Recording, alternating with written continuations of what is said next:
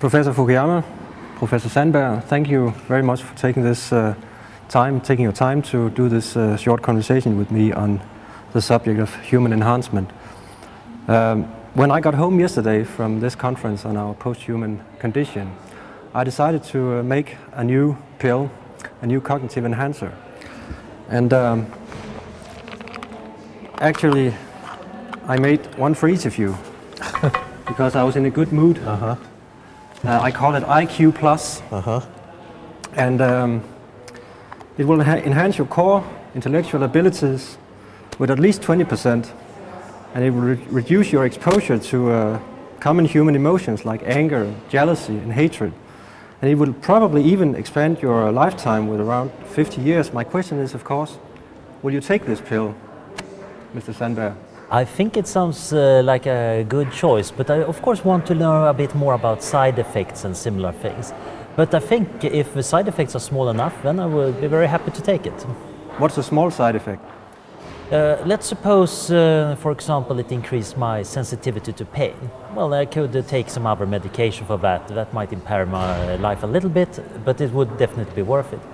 On the other hand, extra intelligence might not necessarily help me much. Although it would be nice, I might need a better planning ability. But still, reducing a lot of negative emotions would probably help my everyday life in a lot of ways. So I think this has a nice likelihood of increasing my well-being. You, Professor Fukuyama, would you take it? Well, the thing that I guess would worry me about a pill like this is not so much whether I would take it or not, but whether at some point in the future a lot of people would be made to take it because someone had decided, well, they're too violent or they're too asocial, or these individuals belong to a group that we want to control. And I think in certain ways we're already using certain kinds of drugs to do that sort of thing. And I think that's one of the dangers of these new biomedical technologies that give us a much more scientific basis for actually understanding and thus manipulating human behavior. Sandberg, you have been one of the front runners or fathers of the so-called transhuman organization. What is the goal of this organization? Well, the idea of transhumanism is kind of continuing the classical humanistic idea that making the human condition better using rationality, by using free thinking, but also by using technology. So transhumanism sees a great potential in various new technologies like nanotechnology and biotechnology and information technology to actually improve what it is to be human. So this pill might be a good example. If this works, that would be a rather transhuman thing. But I think I read on your blog that you said that you are not content with merely being a human being. Why not? What's wrong with the standard model of human beings? I would say being a human is pretty good, but there might be better ways of existing. I think we need to do a bit of exploration. For example, what is it like to be able to see ultraviolet light? You could see the patterns of the flowers that only the insects can see. Maybe there is beauty in the nature we're completely missing. Our lifespan is pretty short. We don't have a chance to actually fully develop ourselves. And so on. There is a lot of things in the human condition where I think we can get it better. And some of the things that might be better, we might not even know about right now. Just like monkeys don't really understand why we humans pay so much attention to the music of Mozart. They can't comprehend the beauty of it. But you, Franz Fukuyama, you have called the transhuman idea the most dangerous idea in the world. I think many people would say it's a kind of a peculiar candidate for this, for being the world's most dangerous idea. Why do you think it's so dangerous? Well, it's dangerous because it's subtle, I think. There are some things that are, in a way, much more obviously dangerous, like nuclear weapons or global warming. But those are, in a sense, imminent threats, and everybody can see what the problem is. I think the problem with transhumanism, or this ability to use biomedical technology to change human behavior, to extend it, is that the good things are very much wrapped up with the bad things. And the bad things, in a sense, are very complex and subtle. They're not like nuclear weapons that will simply destroy an entire city where everybody can see what the problem is. But if we, for example, introduce a gene that makes some of us stronger, more beautiful, more intelligent than others, and that this reinforces social inequalities in what are already unequal societies, this is something that a lot of people are going to desire, and the effects on other people will not perhaps be recognized as quickly. And so that's why I think it's dangerous. It's dangerous precisely because it's not obvious what the immediate cause for concern is, but it's something that evolves over a longer period. So you're an exponent of a very, very dangerous idea, yes. actually. And I completely agree with Professor Fukuyama's view that if this possibility is real, then it is indeed a very dangerous idea. But dangerous does not necessarily mean it's worthless. I think the interesting question is, Robert, how can we achieve some of these enhancements in a safe way? What risks are worth taking? For example, some of the social issues and social risks, they are indeed very subtle and complex, but so goes with social benefits. For example, life extension would cause changes on how societies work, both our concept of what a life is and the pension system. But I also think they would have great benefits, both on an individual level in the sense of not dying and the chance of living a longer, fuller life, but also because we actually get the economic benefits of having more human capital, and probably a lot of subtle things we don't know yet. So I think the problem with this issue is it's complex, and we don't know before we try the pill what it's actually going to do. But we don't want to have too many dangers on a risk, so we want to control it. But we have a great deal of uncertainty which we don't know how to handle yet. There was a new survey in Denmark here recently that showed that more than 50% of the population would actually consider taking a drug that could enhance their normal human capacities if there were no noticeable side effects. 10 years ago, the same survey was made, and only 25% thought it was okay. Does that not imply that your argument is sort of on a loser streak? I think in fact, that's one of the reasons that I think it's a very problematic idea, because there are a lot of people that would like that. But for example, I disagree with Anders that life extension is such an obviously good thing. It's one of those things that everybody as an individual would like because they're afraid of dying. But I think that the fact that you have generational turnover actually allows societies to adapt, because as people get older, they tend to just use the stock of intellectual capital that they acquired when they were young.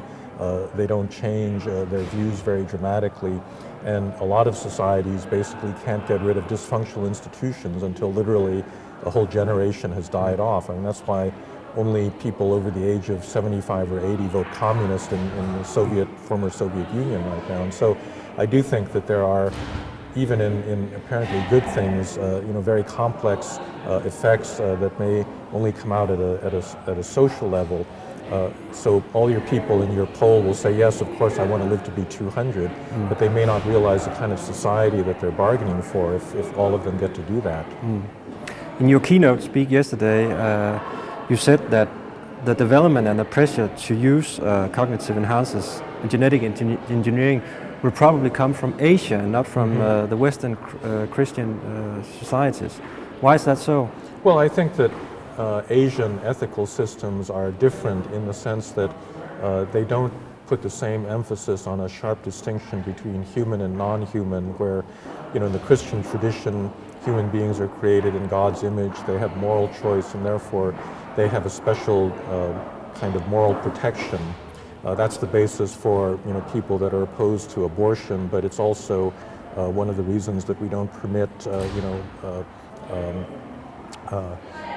human experimentation, this sort of thing. And I think the pressures against that are just less in Asia, and I think a lot of countries like Singapore and China see this biotechnology field as an area where they can pull ahead of the West because they don't, they're not constrained by these ethical considerations. It seems to me that a lot of these questions and arguments about human enhancement circles around the concept of the good human life and human flourishing. I would like to ask you, Anna Sandberg, what evidence or what reasons do you have to believe that the life of an enhanced human being will actually be better from the point of view of that being than the life of a normal human being? It depends very much on what that person wants to achieve with his life. Some people want to achieve academic excellence, others don't care about that but care for their social life. And they would actually have benefit of different kinds of enhancements.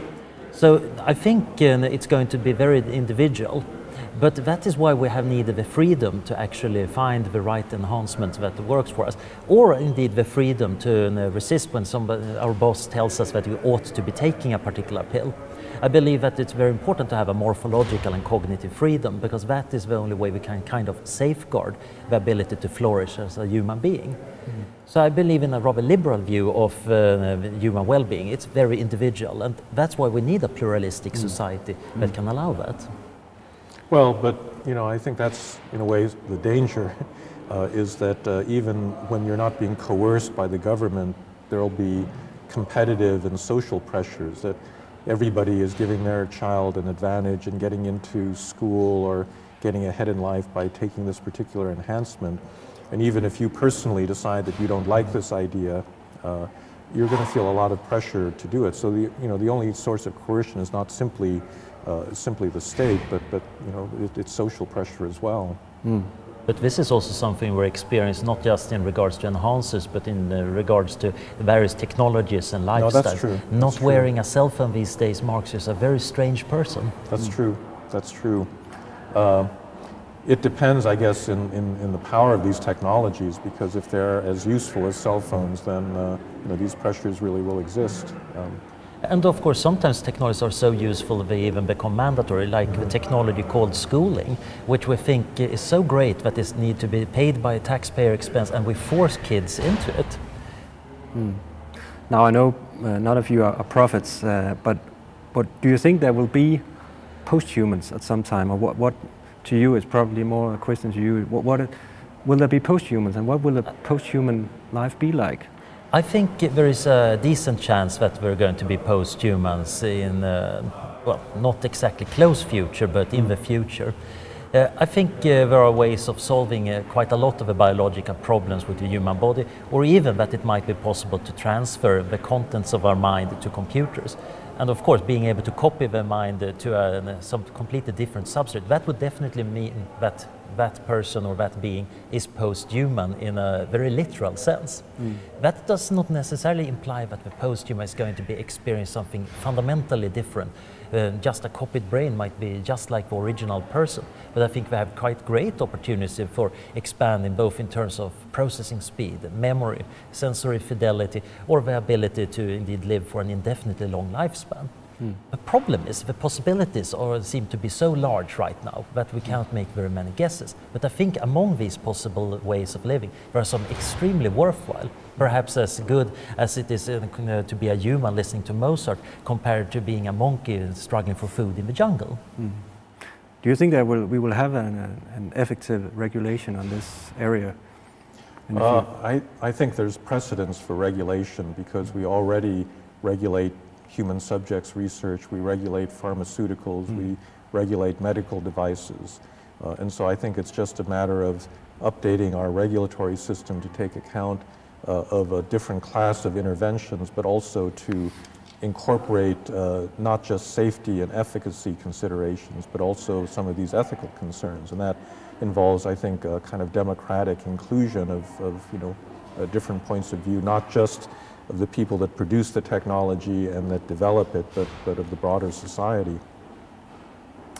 This is a children's vitamin pill. It can be chewed. Would you take it? Oh yeah. All right.